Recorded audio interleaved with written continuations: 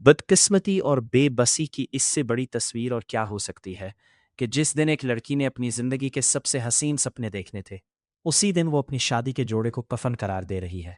इनाबिया का दिल आज फट रहा है। वो शाहवेज से मुखातिब होकर अपनी रूह की करचियों का मातम कर रही है कि शाहवेज, देखो आज तुम्हारी इनाबिया किसी और के लिए सज रही है, किसी और की दुल्हन बनने जा रही है। उसे लगता है कि जैसे ही वो किसी और के नाम का जोड़ा पहनेगी, उसकी सांसें रुक जाएंगी, उसका दिल धड़कना भूल जाएगा, वो मर जाएगी।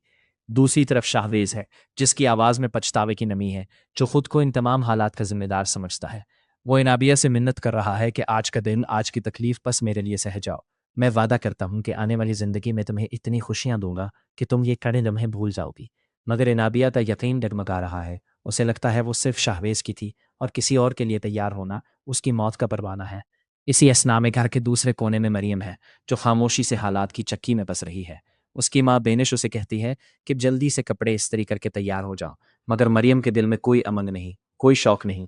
वो तो मंगनी की तकरीब में भी नहीं जाना चाहती। इनाबिया वहां आती है और एक नया जोड़ा मरियम के सामने रख देती है। इसरार करती है कि तुमने मेरी मंगनी पर यही पहनना है। ये वो जोड़ा है जो इनाबिया ने खुद अपने वालिद के साथ जाकर मरियम के लिए पसंद किया है। इनाबिया बड़े अजीब अंदाज में मरियम पर एहसानात जताती है। कहती है कि तुमने मेरे लिए बड़ी कुर्बानियां दी हैं, मैं तुम्हारा हक कैसे भूल सकती हूँ। मरियम इनकार करना चाहती है, मगर इनाबिया उसे जज्बाती तौर पर मजबूर कर देती है कि अगर तुमने ये नहीं पहना तो मेरे वालिद को बुरा लगेगा। इनाबिया की आंखों में एक अजीब सी चमक है। वो मरियम को वो जोड़ा देते हुए तंजन कहती है कि ये अवैस का पसंदीदा रंग है। जब वो तुम्हें इसमें देखेगा तो नजरें नहीं हटा पाएगा।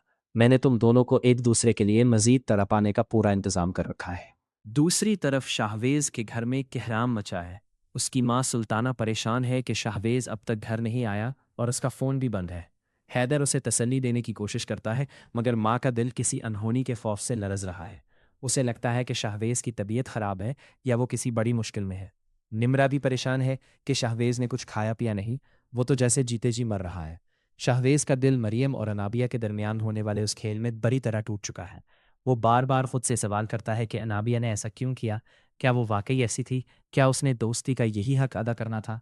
वो अपने सच्चे प्यार को यूं लटते देखकर टूट फूट का शिकार है। मंगनी की तकरीब शुरू हो चुकी है। मेहमान जमा है, मगर दूल्हा यानी अवैस का अपना ही हाल बुरा है। उसकी माँ उसे तैयार होने का कहती है, उसे मुस्कुराने की तलकीन करती है ताकि लोग ये ना समझें कि यह शादी ज़बरदस्ती हो रही है। अवैस की आंखों में कर्ब है। वो अपनी माँ से कहता है कि क्या मैं अपने चेहरे पर मसनूई मुस्कुराहट सजा लूं? दिल के हाथों मजबूर इंसान क्या करे। उसकी माँ उसे तकदीर का वास्ता देकर आगे बढ़ने का कहती है, मगर अवैस का दिल मरियम के पास अटका हुआ है। वो जब कमरे में अंगूठी लेने जाती है तो अवैस वहां पहुंच जाता है और दरवाज़ा बंद कर देता है। वो मरियम से आखिरी बार इल्तिजा करता है कि अभी मंगनी नहीं हुई, अभी वक्त है। अगर तुम कहो तो मैं ये अंगूठी अनाबिया के बैठे हुए पहनाने के बजाय तुम्हारे हाथ में पहना दूँ। मरियम डर जाती है। वो अपनी इज्जत और रसवाई के खौफ से कांप रही है। वो अवैस से कहती है कि मुझे जाने दो, खुदा के लिए हमें जलील न करो। वो अपने प्यार का इनकार करती है ताकि सबकी लाज रह जाए, मगर उसकी आंखें सच बोल रही होती हैं। अवैस उसे जाने तो देता है, मगर इस शर्त पर कि वो मान ले कि वो अब भी उससे मोहब्बत करती है। बाहर स्टेज पर अनाबिया बैठी है, सबकी नज़रें इसी पर हैं, मगर उसका दिल मसलहतों के बोझ तले दबा हुआ है। सामरीन अंगूठी ना आने पर गुस्से में है और मरियम को लेने खुद अंदर आती है। मरियम बदहवासी में अंगूठी लाती है और बहाना बनाती है कि उसे मिल नहीं रही थी। मंगनी की रस्म शुरू होने को है, मगर हर किरदार के पीछे एक अधूरी दास्तान, एक छुपा हुआ आंसू और एक गहरा राज है जो इस चमकती दमकती तकरीब के पर्दे के पीछे सिसक रहा है। क्या ये मंगनी उन टूटे हुए दिलों को जोड़ पाएगी, या ये सबकी बर्बादी का नुक्ता आगाज साबित होगी? क्या शाहवेज वापस आएगा? क्या अनाबिया का ये इंतकाम है, ये कुर्बानी रंग लाएगी? सवालात बहुत है, मगर जवाब वक्त की धुंध में छुपे हुए हैं। क्या मरियम की खामोशी उसकी सबसे बड़ी ताकत बनेगी, या यही उसकी ज़िंदगी की सबसे बड़ी गलती साबित होगी? क्या अवैस कभी अनाबिया को वो मुकाम दे पाएगा जो उसने मरियम को दे रखा था? ये सब एक ऐसे मोड़ पर खड़े हैं जहाँ से वापसी का कोई रास्ता नहीं।